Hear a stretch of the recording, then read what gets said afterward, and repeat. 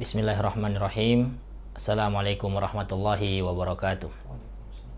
Alhamdulillahilladzi khalaqa fasawwa walladzi qaddara fahada walladzi akhrajal mar'a faj'alahu gutha'an ahwa. Ahmaduhu subhanahu hamdan katsiran tayyiban mubarakan fih kama yuhibbu rabbuna wa yardah. Asyhadu an la ilaha illallah wa asyhadu anna Muhammadan abduhu wa rasuluh. Rabbi syrah li sadri wa yassir li amri wahlul 'uqdatam min lisani yafqahu qawli. Rabbana zidna ilman warzuqna fahman. Amma ba'du. Bapak-bapak, ibu-ibu yang dimuliakan oleh Allah Subhanahu wa taala. Pertama-tama, semoga rasa syukur selalu terlimpahkan, selalu terucapkan dari lisan kita kepada Allah Subhanahu wa taala, Zat yang Maha Kuasa, atas semua nikmat yang sudah Allah berikan kepada kita sampai saat ini yang tidak terhitung banyaknya dari Allah Subhanahu wa taala. Salah satu contohnya saja adalah seperti bagaimana Allah Subhanahu wa taala menciptakan zat oksigen bagi makhluknya di dunia ini. Silahkan Bapak Ibu menghirup zat oksigen yang sudah diciptakan Allah Subhanahu wa taala di dunia ini tanpa ada rasa khawatir di akhir bulan nanti datang nota tagihan pemakaian oksigen selama 1 bulan. Ini salah satu bentuk nikmat dari Allah Subhanahu wa taala, entah kita sadari ataupun tidak. Belum lagi bagaimana Allah Subhanahu wa taala menciptakan sinar matahari bagi kita, air, tumbuh-tumbuhan, dan juga hewan di alam ini demi menunjang keberlangsungan hidup manusia. Maka tidak ada satupun kurangnya nikmat yang sudah Allah berikan kepada kita. Tapi apa yang kurang dari kita adalah rasa syukur kita kepada Allah Subhanahu wa taala. Manusialah yang selalu ingin lebih.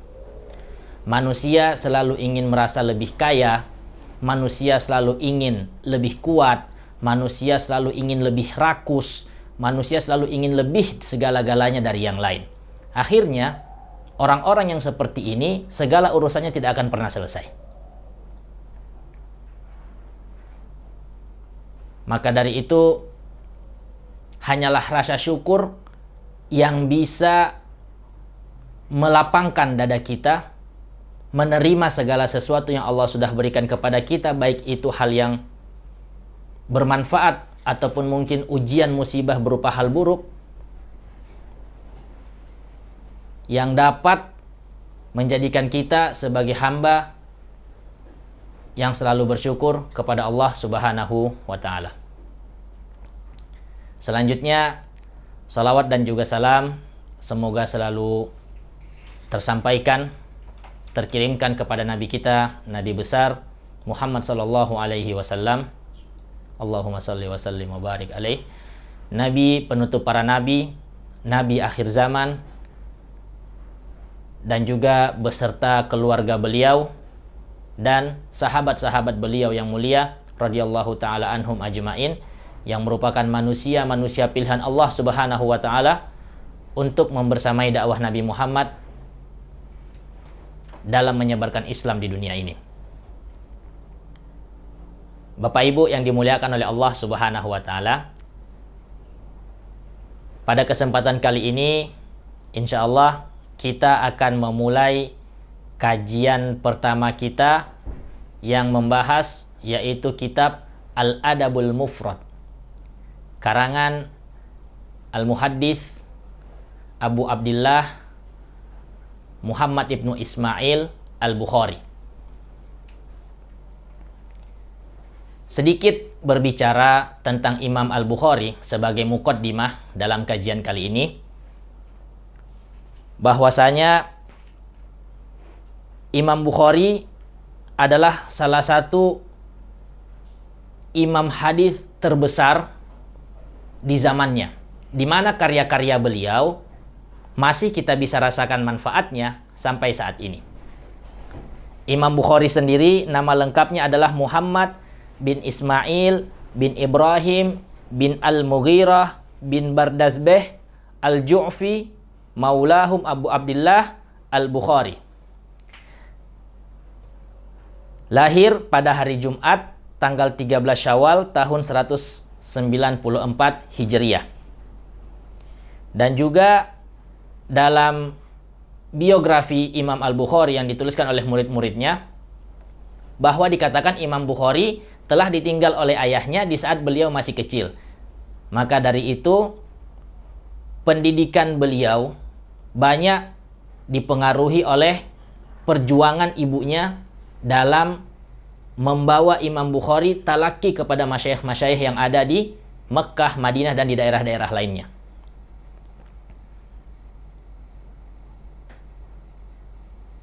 Kemudian dalam prosesnya, ketika Imam Al-Bukhari sudah menjadi seorang ulama hadis yang terkenal di seantero tanah Arab waktu itu, ada satu kisah menarik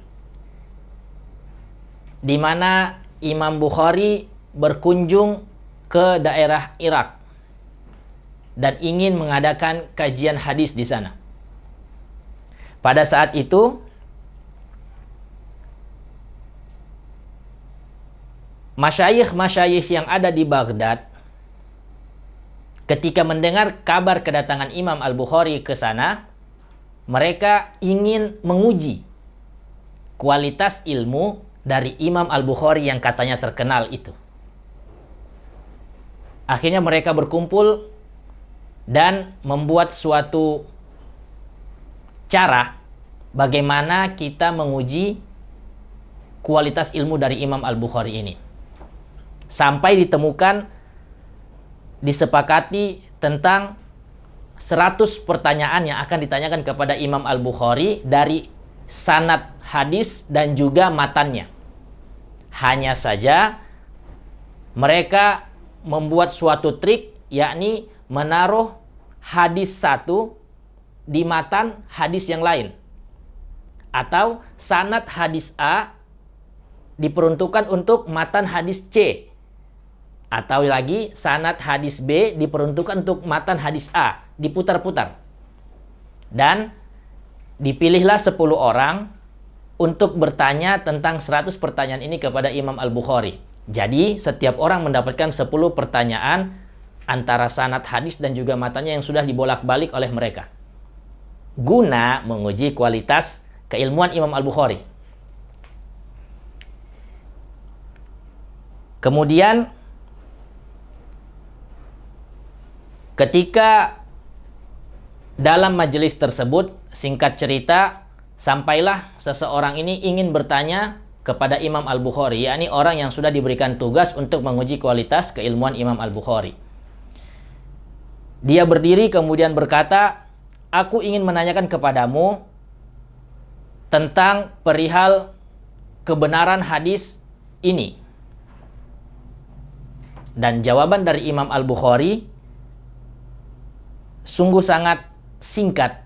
Beliau hanya menjawab, "La a'rifuhu." Saya tidak mengetahuinya. Kemudian dilanjutkan ke pertanyaan kedua. Jawaban Imam Al-Bukhari masih sama. Saya tidak mengetahuinya. Pertanyaan yang ketiga lagi, di mana masih diputar oleh si penanya antara sanad hadis dan juga matannya yang tidak sesuai. Di pertanyaan ketiga, jawaban Imam Al-Bukhari, saya tidak tahu. Begitu seterusnya sampai selesai 10 pertanyaan dari laki-laki tersebut. Jawaban Imam Al-Bukhari hanya satu, saya tidak mengetahuinya. Belum sampai satu orang itu, muncul lagi orang yang kedua, bertanya dengan cara yang sama. Dan jawaban Imam Al-Bukhari hanya mengatakan saya tidak tahu. Sampai selesai 10 orang dengan 100 pertanyaan yang sudah terkumpulkan tadi. Muncullah mulai beberapa perkataan di antara jamaah yang hadir pada waktu itu. Apakah betul kualitas keilmuan dari Imam Al-Bukhari yang sangat terkenal itu, tetapi ketika ditanyakan tentang pertanyaan-pertanyaan terkait hadis Rasulullah Shallallahu Alaihi Wasallam, jawabannya tidak tahu. Di saat selesai 10 orang tersebut memberikan pertanyaan kepada Imam Bukhari dan juga muncul perasaan ragu-ragu dari jamaah yang hadir pada waktu itu, kemudian Imam Bukhari menunjuk orang pertama yang tadi bertanya kepada beliau. Dan kemudian mengatakan, amma haditsukal awal, bahwa hadis kamu yang pertama itu sanadnya bukan seperti ini. Matan ini sanadnya ada di hadis yang ini. Beliau memperbaikinya. Dijawab satu-satu pertanyaannya sampai 10 selesai, sampai begitu seterusnya, selesailah 100 pertanyaan, diperbaiki oleh Imam Bukhari, disesuaikan antara sanad hadis dengan matannya. Barulah keraguan-raguan yang ada pada waktu itu hilang dari pandangan jamaah-jamaah yang hadir di kajian Imam Al-Bukhari pada waktu itu. Maka ada satu pelajaran penting yang kita bisa ambil dari kisah Imam Al-Bukhari ini ketika beliau melakukan kunjungan ke Baghdad, bahwa bagaimana bentuk ketakwaan ulama-ulama salaf kita terdahulu dalam menyampaikan ilmunya. Bahwa mereka sekali-kali rahimahumullah tidak akan pernah mencoba menjawab sebuah pertanyaan jika tanpa didasari dengan ilmu. Karena mereka mengetahui konsekuensi yang harus ditanggung di saat seseorang itu berkata hal yang tidak ada ilmu dia miliki dan mencoba menyampaikan tanpa maklumat-maklumat yang jelas. Allah Subhanahu wa Ta'ala memberikan ancaman yang keras bagi orang-orang yang yaquluna ma la ya'lamun, berkata sesuatu tetapi tidak memiliki landasan ilmu di dalamnya. Dalam surah Al-A'raf ayat 33, Allah berkata, "Qul innama harrama rabbiyal fawahisha ma zahara minha wa ma batan wal ithma wal baghya bighairil haqqi wa an tusyriku billahi ma lam yunazzil bihi sultana wa antaqulu 'alallahi ma la ta'lamun." Allah mengatakan dalam ayat ini beberapa amalan-amalan, beberapa perkara-perkara yang merupakan itu dosa di hadapan Allah Subhanahu wa Ta'ala. Qul, katakanlah ya Muhammad, innama harrama rabbiyal fawahisha, sesungguhnya Tuhanku, yakni Allah Subhanahu wa Ta'ala, zat yang maha kuasa, telah mengharamkan kepadaku dan juga kepada umatku harrama rabbiyal fawahish, dosa-dosa besar seperti zina, membunuh, durhaka kepada orang tua dan lain-lain. Ma zahara minha wa ma batan, baik itu dilakukan secara terang-terangan atau secara sembunyi-sembunyi. Wal ithma, begitu juga dengan maksiat-maksiat kecil. Wal baghya bi ghairil haqqi, serta menzolimi orang lain dengan cara yang tidak pantas. Wa an tusyriku billahi ma lam yunazzil bihi sultanan, kemudian juga melakukan syirik terhadap Allah Subhanahu wa Ta'ala yang didasari hal-hal yang tidak jelas di dalamnya. Wa antaqulu 'alallahi ma la ta'lamun, serta berkata tentang Allah Subhanahu wa Ta'ala, berkata tentang halal, berkata tentang haram, tetapi tidak didasari dengan ilmu yang mumpuni. Semoga Allah Subhanahu wa Ta'ala selalu menjaga kita dari perbuatan-perbuatan dosa yang tidak disukai oleh Allah Subhanahu wa Ta'ala. Kemudian dalam hadis juga Rasulullah Shallallahu Alaihi Wasallam menekankan akan pentingnya tidak serampangan berbicara terkait hal-hal yang menentukan halal dan haram dalam agama. Dari hadis Abu Hurairah di Sahih Muslim, bahwasanya Rasulullah mengatakan, innal abda la yatakallamu bil kalimati ma yatabayyanu fiha yazilu biha fin nari ab'ada ma bainal masyriqi wal maghribi. Sesungguhnya di antara kesalahan-kesalahan seorang hamba, yakni mereka berbicara la yatakallamu bil kalimati, tentang kalimat-kalimat ma yatabayyanu fiha, yang mereka tidak cross check terlebih dahulu di dalamnya. Akibatnya, akibat perbuatan tersebut, yahwi biha finnar, akan menjatuhkan mereka, menyeret mereka karena lisannya itu ke dalam neraka, wal iyadzubillah. Yang mana neraka tersebut, kata Rasulullah, ab'ada ma bainal masyriqi wal maghribi. Luasnya lebih luas daripada langit dan bumi. Wal iyadzubillah. Bapak Ibu yang dimuliakan oleh Allah Subhanahu wa taala, semoga kita bisa mengambil ilmu dari bagaimana kisah Imam Al-Bukhari dalam perjalanannya ke Baghdad ini, yakni khususnya berusaha untuk lebih menahan lisan kita dalam menyampaikan sesuatu terkait halal dan haram jika itu kita tidak memiliki ilmunya. Sungguh lebih mulia jika kita mengatakan tidak tahu daripada kita mengatakan tahu hanya karena gengsi kita sudah dipanggil ustadz atau dipanggil fulan, karena pertanggungjawaban kita di hadapan Allah Subhanahu wa taala nanti sungguh sangat besar jika berkata sesuatu tanpa didasari dengan ilmu terlebih dahulu. Kemudian kitab Adabul Mufrad ini sendiri adalah salah satu di antara sekian banyak karangan Imam Al-Bukhari rahimahullah. Dan alasan mengapa Imam Al-Bukhari menulis buku Al-Adabul Mufrad, yakni tujuan beliau adalah mengumpulkan hadis-hadis yang menjelaskan tentang bagaimana adab-adab seorang muslim yang seharusnya mereka ketahui. Mulai dari bab berbakti kepada orang tua atau menyambung tali silaturahmi, dan juga hak-hak seorang tetangga, kemudian bagaimana kewajiban memberi makan anak-anak yatim, saling memaafkan satu sama lainnya, dan lain-lain sebagainya terkait hal-hal adab yang dijelaskan oleh Rasulullah Shallallahu Alaihi Wasallam. Kemudian kenapa dinamakan kitab ini Al-Adabul Mufrad? Al-Adabul Mufrad yaitu agar Imam Al-Bukhari ingin memberikan pembedaan antara bukunya Al-Jami' As-Sahih, yakni Sahih Al-Bukhari, dengan buku Al-Adab itu sendiri. Karena dalam kitab Sahih Al-Bukhari juga terdapat bab tentang adab. Bab tentang adab, Kitabul Adab. Agar tidak salah paham masyarakat nantinya dengan buku Imam Bukhari, maka Imam Bukhari mengatakan Al-Adabul Mufrad.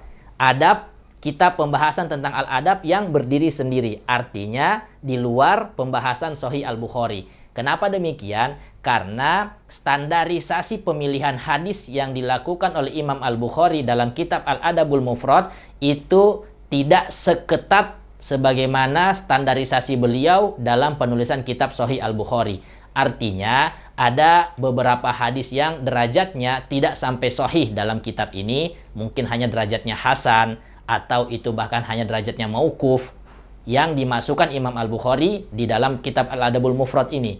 Sedangkan dalam kitab beliau Sahih Al-Bukhari, beliau sendiri mengatakan, saya sudah membuat kitab ini tanpa ada kesalahan di dalamnya terkait masalah hadisnya. Artinya beliau menjamin kebenaran semua hadis yang sudah beliau tulis dalam kitabnya Sahih Al-Bukhari.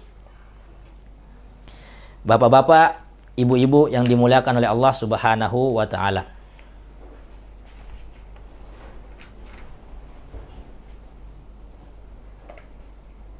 Itulah sedikit tentang mukaddimah dari pembahasan kita kitab Al-Adabul Mufrad. Sekarang insya Allah kita akan masuk ke bab pertama dari pembahasan kitab ini. Bismillahirrahmanirrahim. Qala al-muallif rahimahullahu ta'ala, babun qauluhu ta'ala wa wassaynal insana biwalidayhi husnan.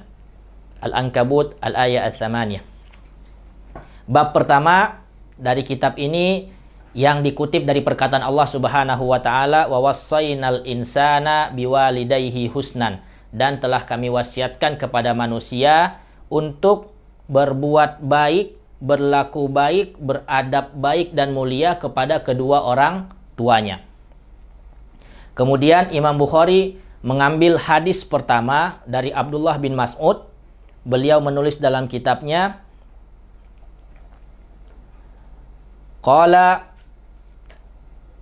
sami'tu Aba Amrin Asy-Syaibani yaqulu haddatsana sahibu hadhihi dar wa auma abiyadihi ila dari Abdillah. Kami di sini sengaja langsung memangkas sanad hadisnya sampai ke generasi tabi'in, yakni salah seorang dari masyayikh Al-Bukhari mengatakan bahwasanya Abu Amrin Asy-Syaibani berkata, telah meriwayatkan kepadaku sahibu hadzal dar, sambil menunjuk tangannya ke arah rumah seseorang dari sahabat Nabi. Dan yang dimaksud adalah rumah Abdullah bin Mas'ud. Bahwasanya Rasulullah Shallallahu Alaihi Wasallam berkata, suatu hari sa'altu an-nabiyya Shallallahu Alaihi Wasallam ayyul amali ahabbu ilallah. Yani Abdullah bin Mas'ud menceritakan kisah beliau dengan Rasulullah, bahwa pada suatu hari beliau bertanya kepada Rasulullah Shallallahu Alaihi Wasallam, yakni sahabat Abdullah bin Mas'ud, ya Rasulullah, ayyul amali ahabbu ilallah. Wahai Rasulullah, amalan apa yang paling dicintai oleh Allah Subhanahu wa ta'ala? Kemudian Rasulullah Shallallahu Alaihi Wasallam menjawab, as-salatu ala waktiha, yakni salat di awal waktu dalam riwayat, atau dalam hadis ini maknanya salat pada waktunya. As-salatu ala waktiha. Kemudian Abdullah bin Mas'ud bertanya lagi, thumma ayyu ya Rasulullah? Kemudian apa lagi setelahnya? Rasulullah Shallallahu Alaihi Wasallam menjawab, thumma birrul walidain. Kemudian berbakti kepada orang tua. Ditanya lagi oleh Abdullah bin Mas'ud, thumma ayyu ya Rasulullah? Dan dijawab oleh Rasulullah, thummal jihadu fi sabilillah. Kemudian jihad di jalan Allah Subhanahu wa ta'ala. Dan Abdullah bin Mas'ud mengatakan, walau istazadtuhu lazadani. Kalau seandainya saya mau bertanya lagi setelahnya, pasti Rasulullah akan berikan amalan-amalan berikutnya yang paling dicintai oleh Allah Subhanahu wa ta'ala. Tetapi Abdullah bin Mas'ud memilih untuk stop di 3 amalan ini karena khawatir tidak mampu untuk mengerjakannya semuanya. Subhanallah, akhlak dari para sahabat Nabi radhiyallahu taala anhum ajmain, di saat mereka ingin bertanya tentang ilmu kepada Rasulullah Shallallahu Alaihi Wasallam, mereka bertanya dengan niat akan mengerjakannya sampai mati. Maka dari itu Abdullah bin Mas'ud mencukupkan 3 hal ini yang dirasa masih mampu dikerjakan oleh beliau, karena kalau terlalu banyak beliau sendiri khawatir menyelisihi Rasulullah Shallallahu Alaihi Wasallam. Kita akan jelaskan sedikit tentang hadis ini. Pertama, bahwa hadis ayyul amali ahabbu ilallah, hadis tentang pertanyaan-pertanyaan para sahabat, amalan apa yang paling dicintai oleh Rasulullah, dicintai oleh Allah Subhanahu wa ta'ala. Dalam banyak riwayat, ada beberapa riwayat di mana Rasulullah Shallallahu Alaihi Wasallam memberikan jawaban yang berbeda-beda kepada sahabatnya, kepada sahabat-sahabat yang bertanya amalan apa yang paling dicintai Allah. Dalam kasusnya Abdullah bin Mas'ud, Rasulullah memberikan yang pertama urutannya sholat pada waktunya, kemudian berbakti kepada orang tua, yang ketiga jihad di jalan Allah. Di kasus yang lain, di hadis Abu Hurairah, Rasulullah mengatakan yang pertama, iman kepada Allah Subhanahu wa ta'ala. Kemudian baru jihad di jalan Allah Subhanahu wa ta'ala, dan seterusnya. Pertanyaannya, kenapa Rasulullah Shallallahu Alaihi Wasallam memberikan jawaban yang berbeda-beda? Padahal pertanyaan para sahabatnya sama, yakni amalan apa yang paling dicintai oleh Allah Subhanahu wa ta'ala. Jawabannya adalah bahwa karena Rasulullah Shallallahu Alaihi Wasallam memberikan jawaban dengan melihat bagaimana kondisi dan keadaan si penanya. Beliau melihat bagaimana kemampuan si penanya dalam menjalankan perintah yang akan disampaikan oleh diri Rasulullah Shallallahu Alaihi Wasallam. Maka dari itu, terkadang dalam hadis yang berkaitan dengan amal yang paling dicintai oleh Allah, Rasulullah mengatakan di awal puasa. Rasulullah mengatakan di awal sholat pada waktunya. Tetapi di riwayat yang lain, Rasulullah menjadikan yang paling pertama adalah sedekah. Karena di waktu-waktu tertentu, sedekah itu bisa lebih dibutuhkan, khususnya di waktu sulit, dan pahalanya bisa menjadi lebih besar dibandingkan amal ibadah yang lainnya.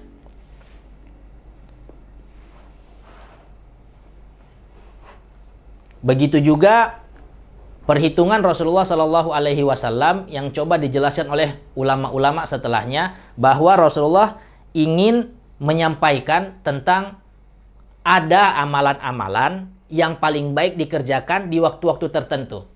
Maka dari itu ada banyak versi dari Rasulullah tentang amalan apa yang paling dicintai oleh Allah Subhanahu wa taala untuk dikerjakan. Itu semua tidak lain dan tidak bukan agar Rasulullah ingin memberikan keleluasaan kepada umatnya dalam beramal sebaik-baiknya. Karena berdasarkan hadis dari Aisyah radhiyallahu taala anha, bahwa sebaik-baik amalan itu adwamuha wa in qalla, yang paling istiqomah dijalankan walaupun itu hanya sedikit.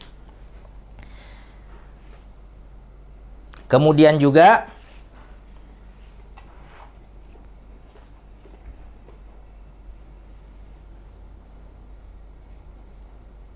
kita kembali ke pembahasan hadis di Adabul Mufrad ini tentang hadis Abdullah bin Mas'ud yang ditulis oleh Imam Al-Bukhari. Di sini beliau menyinggung pada poin kedua dari hadis ini, yaitu berbakti kepada orang tua termasuk dari amalan yang dicintai oleh Allah Subhanahu wa taala.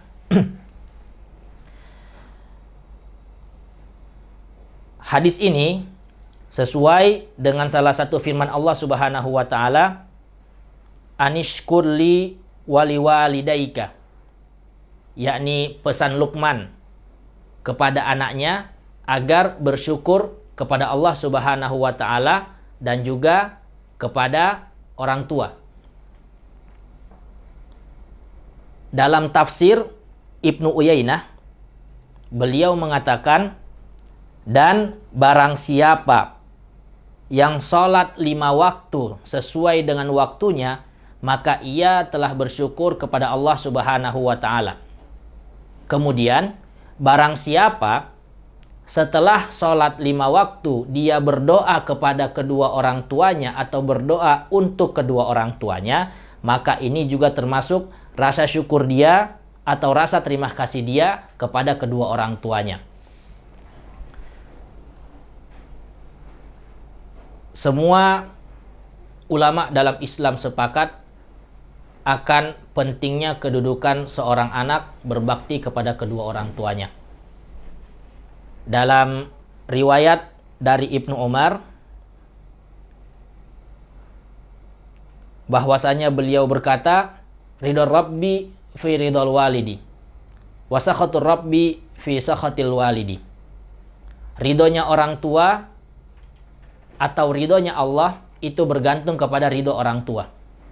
Begitu juga dengan murkanya Allah, itu bergantung kepada murkanya orang tua. Maka usi nafsi wa iyyakum,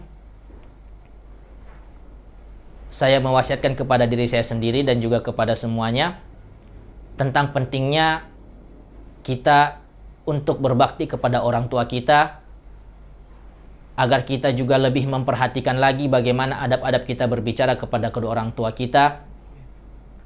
Jangan sampai amal ibadah kita yang kita rasa itu sudah cukup banyak, ternyata di akhirat nanti itu terhapuskan, ditiup oleh Allah Subhanahu wa taala seperti debu yang berterbangan karena kita tidak berbakti, tidak berlaku baik, tidak beradab baik dengan kedua orang tua kita.